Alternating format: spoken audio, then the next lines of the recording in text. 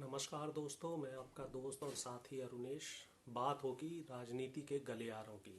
और राजनीति में इस समय दो चीज़ें खूब चल रही हैं। एक तरफ राम मंदिर और दूसरी तरफ कल से ही, जैसा कि लोग चाह रहे थे, एक पब्लिक डिमांड थी, देश की आम जनता चाह रही थी कि राहुल गांधी फिर से सड़क पे आए और इस समय जो महंगाई, बेरोजगारी, भ्रष्टाचार सहित तमाम जो मुद्दे हैं उन मुद्दों पे आके जनता से बातचीत करें।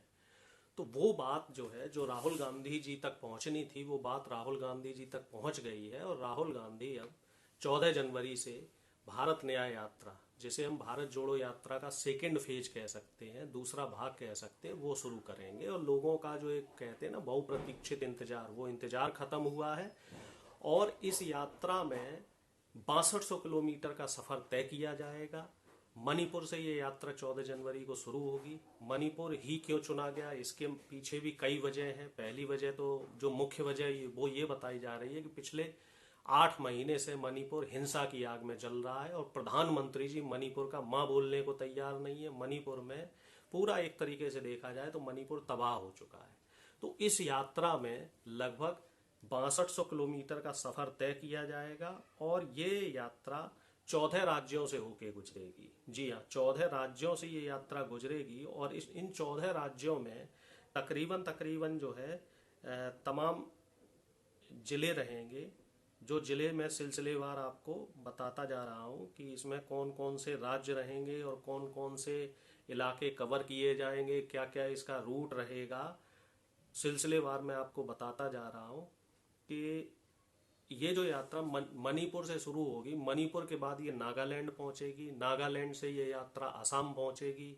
असम के बाद ये यात्रा मेघालय पहुंचेगी। जो पूर्वी भारत है उसकी 4 राज्य ये यात्रा कवर करेगी। और उसके बाद ये यात्रा बंगाल पहुंचेगी। बंगाल भी कई मायने में महत्वपूर्ण है, बड़ा राज्य है। 42 सीटें बंगाल से आती हैं। बंगाल के बाद ये यात्रा जो है वो बिहार पहुंचेगी, जहां महागठबंधन की सरकार है।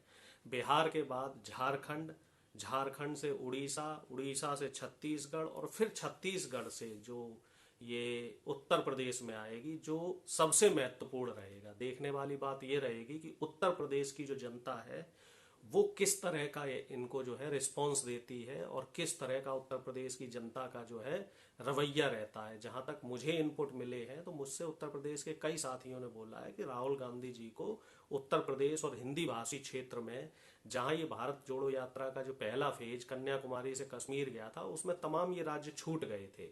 तो उत्तर प्रदेश उसमें सबसे महत्वपूर्ण राज्य है, क्योंकि 80 सीटें उत्तर प्रदेश से आती हैं। उत्तर प्रदेश के बाद ये यात्रा जो है मध्य प्रदेश में जाएगी। मध्य प्रदेश के बाद राजस्थान, राजस्थान के बाद गुजरात और गुजरात से फिर ये महाराष्ट्र पहुंचेगी और मुंबई में जाके ये खत्म होगी।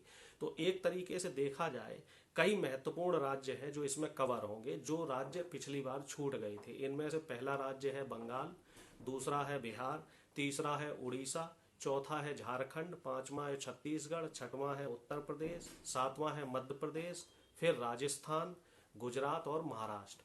ये सभी ऐसे राज्य हैं जहां पे बीजेपी की एक तरीके से मोनोपोली मानी जाती है। और इसमें कई जो गोदी मीडिया के पत्रकार हैं वो ये कह रहे हैं कि साहब यात्रा तो गुजरात से शुरू होनी थी, उसका क्या हुआ, मणिपुर से क्यों शुरू कर दी।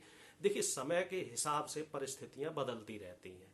ऐसा देखा जाए तो मोदी जी ने भी साहब 2 करोड़ रोजगार का वादा किया था। मोदी जी ने भी कहा था कि नोटबंदी के बाद अगर भ्रष्टाचार खत्म ना हो, आतंकवाद खत्म ना हो, तो मुझे किसी भी चौराहे पे बोल के बुला लेना और ये कर देना और वो कर देना। तो ये चीजें समय के हिसाब से बदलती रहती हैं। और 15 लाख का भी जो एक मामला था वो जुमला निकला।